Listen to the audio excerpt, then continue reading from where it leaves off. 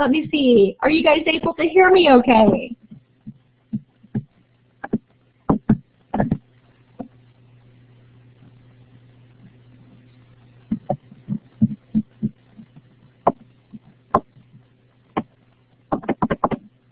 Good, good, good, good.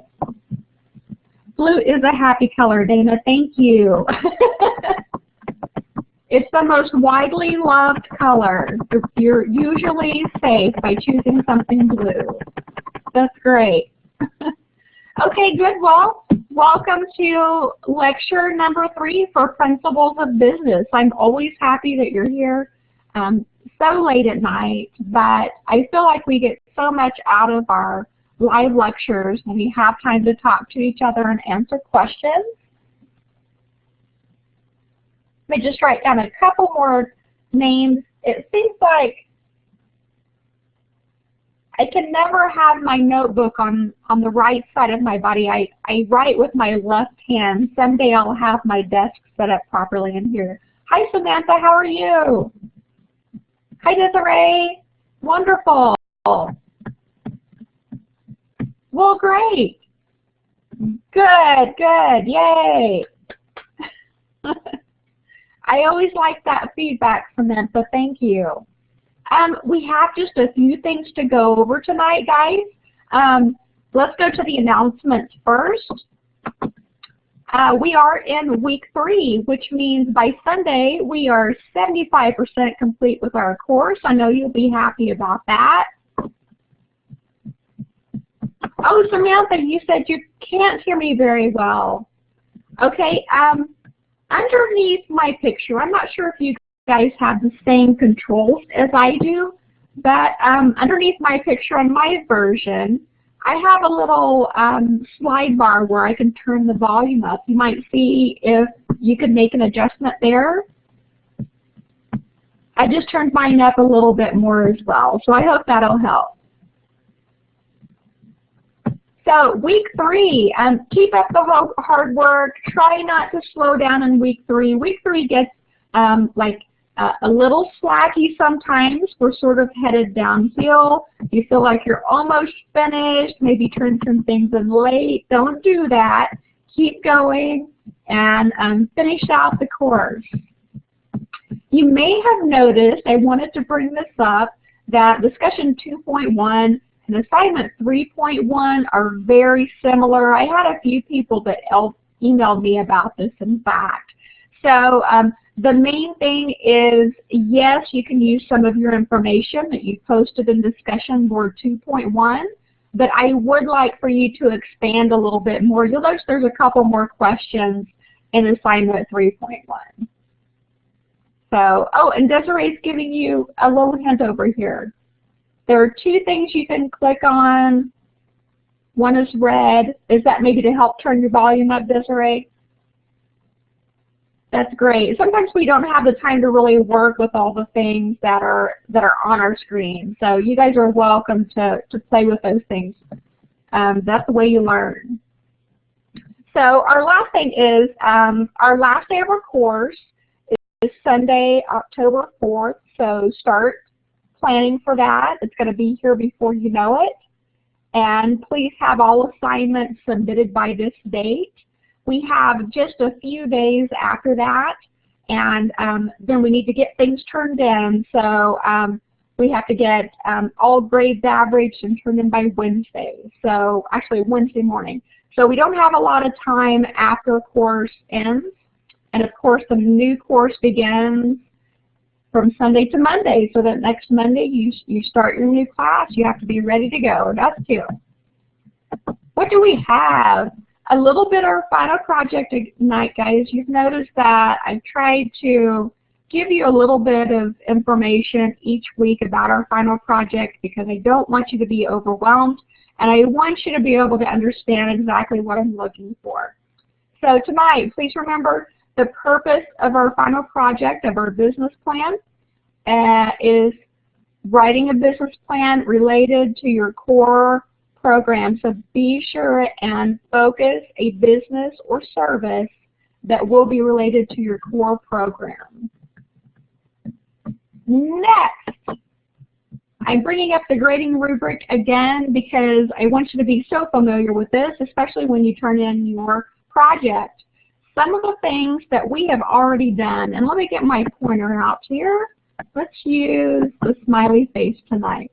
Okay, our grading rubric. You should have probably already come up with your company name.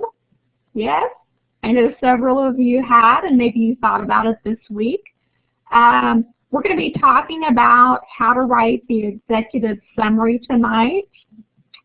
Last week, you were to choose what type of business formation, this was from Chapter 6, that you were going to use, and I'm so surprised that so many of you have chosen the hybrid setup, and I kind of love that. That shows that you really are thinking forward, so good job. Let's see, Miss Caitlin, we're glad you're here. Get you down too. Okay, you've also come up with in week 1 the product or service description. So you should have several things now that are sort of helping you form your idea of your business plan. So you should have several elements already done. In week 1, we did the product service description. In week 2, company name and business form. And this week in week 3, we're going to focus on the executive summary just for a moment so that you'll have a better idea of how to write that. Now, I know you guys have the 3 websites that are listed on our course page that you can use as resources, but please know that you are also welcome to use the rest of the World Wide Web to look for these things. So an example might be, if you go to your web browser, you might type in basic executive summary to look at a few examples that might help you out. Each slide for each line of the points in the rubric data, that would be great. Some of the points on the rubric, you may need more than 1 slide, but most of them, 1 slide will be plenty. It could even be some. So I think last time we talked about it, and we decided that you were probably going to have about a minimum of 10 slides, right? And remember, you can use PowerPoint, you can use Google Slides, there's lots of options out there. So let's talk about the executive summary real quick.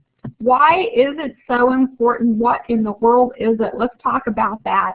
You're trying to interest an investor or bank loan officer in your business plan. So you're really trying to catch their attention. You're trying to get your foot in the door.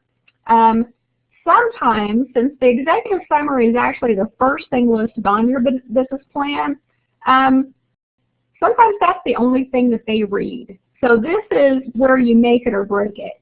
You want to have a nice executive summary so that they have a very good idea of the product or service, how you're going to set it up, and some other key things out of the business plan. So that's why it's very important. You don't want to get passed over because you have a boring executive summary with typos that maybe they just don't understand what your idea is. So it is very important. Writing executive summary. Now, I want you to be able to picture this. Now, I put this detail in for about a 2-paragraph executive summary. In case you guys are wondering how long it needs to be, I would say 2 to 3 good paragraphs. For a basic executive summary, you want to try to stick to 1 page. It shouldn't be overwhelming. Now, of course, if you're talking about a corporation, you may have a much larger executive summary. But we're talking about hybrids, we're talking about sole proprietorships, and you're doing just the basics in building this business plan. So the first thing you're going to do is at the top of your page of your executive summary, above the first paragraph, is to type out the term executive summary. Underneath that, please put your company name. Now, if any of you have gotten really creative, you are welcome to put a logo. Maybe you've come up with a logo for your business. That'd be fantastic, so you really catch their eye. Start the first paragraph with the business name and the proposed location. And if you look at your rubric, your location is something that you have to choose for your business plan. So I want you to think about where you want to open this business. Is it going to be in a physical storefront? Is it going to be out of your home? Is it going to be out in the middle of the country? So you're going to pick its physical location and pretend like you're actually buying that piece of property or renting, leasing. So B, first paragraph, this is saying proposed location. C, you're going to give a little bit of a problem solution statement, explain the problem in the industry that you are attacking, personalize it. So you're wanting to say what's wrong with the current product or current service, because there are very few extremely unique products or services out there. Chances are you're going to have some type of competition. So what makes yours better? D, the website B plan suggests that if the purpose of the plan is to bind investors, then say it. Or if you're seeking a small business startup loan, say it. So you can actually state that in your first paragraph that this is what you're looking for. E, if you can't say it in 30 seconds or less and have your mom understand it, then you don't know it yourself. So I don't want you to get too wordy. I don't want you to get too complicated. I want this to be your elevator speech. If you were stuck in an elevator with one of your investors and you were just going a few floors, what could you tell them really quick about your business plan? So you might even read your paragraph out loud to someone and time it, and it should be around 30 seconds for this first paragraph, okay? Does that make sense? I hope this will help you out a little bit, guys. Please remember that if you're not taking notes during this, you can also go back and watch the video. I'll put it back up tomorrow, so in case you need to refer to it. I know some of this is brand new information, right? And I want you guys to feel good about it. Okay, writing the summary, executive summary again, second paragraph, what we're going to do. We want to include a little bit about your target market. Who will buy your product? Who will use your service? Is there a background? Is there an age group? Is there a certain industry? So you're not just thinking about building your plan, you're also thinking about who's going to utilize your product or service. So think a little bit about where your target market's going to be. And then next, this might be part of your second paragraph. Oh, that's okay, Haley, no problem. And I think I've got you down too. Nope, I didn't. Let me get your name down. There we go. So your competitors and your competitive advantage. This might be part of your second paragraph, or it might be a third paragraph itself, depending on how you've worded it. So basically you're saying, who is your competition in this area? Look around at your local businesses and see who you would be competing with.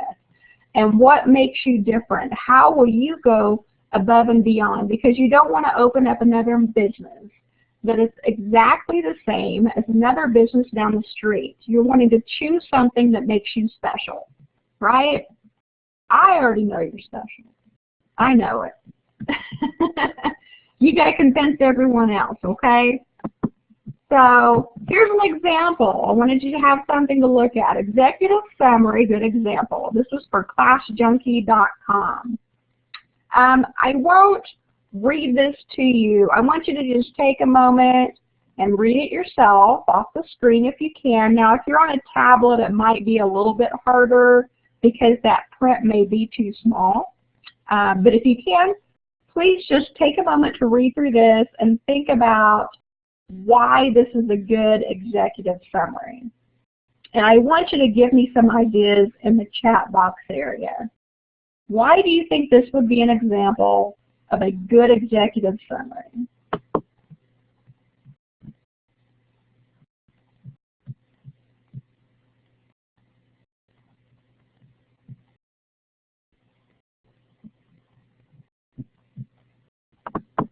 So when you see something you really like, yeah, there you go. It covers everything I just said. Yes, Amber, it's to the point. It's a couple paragraphs, but it's not too long, right? What else? It shows the cost. It does. Describes the business. They did do the research. Very good. Yeah. Gives lots of, your mom would understand, Caitlin. Thank you. Exactly. It tells why. Tells why it sets them apart. That's right. You're right, Erin. I like the percentage stats too. So that really shows you exactly. They've done the research. They know what's going on. Anything else that you see? Those are good points that you brought up, by the way. Yeah. Anything else? Okay, let's go to the top. Of course, it's already a website, domain name classjunkie.com. Kind of catchy name. It's got where it will be managed from, home office out of Broken Arrow, Oklahoma. And right here, Class Junkie will allow, and you'll notice that we put it in an ABC form. You could also do that in bullets. But with something like this, think of it more almost as a business resume. With a resume, we want to be able to see the main points very easily. And we want the same thing out of an executive summary. So A, teachers to offer and manage courses. B, students to find courses. C, a marketplace to sell, buy, and rent course materials. So it's very easy to read. It's very easy to skim over and understand. It goes into why the others aren't doing so great and what they can do different to make it better. We go into the statistics that are fabulous.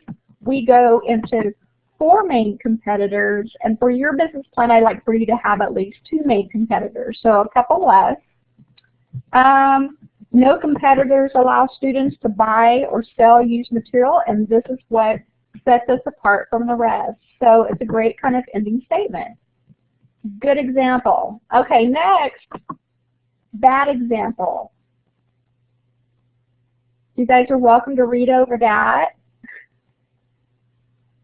and tell me what are a few things that you see that really stand out, making this a poor example. English is horrible and it stands out. Spelling will stand out like a sore thumb. Using slang, exactly, yeah. Like a child wrote it, yes. It's all jumbled. They have no purpose, do they? Gangster talk, no business name, don't even know what the business is. So, okay, but 97.3% of people like different things, right? So you guys brought up a lot of good stuff. Yes, this would be a poor example. You should probably give us some money.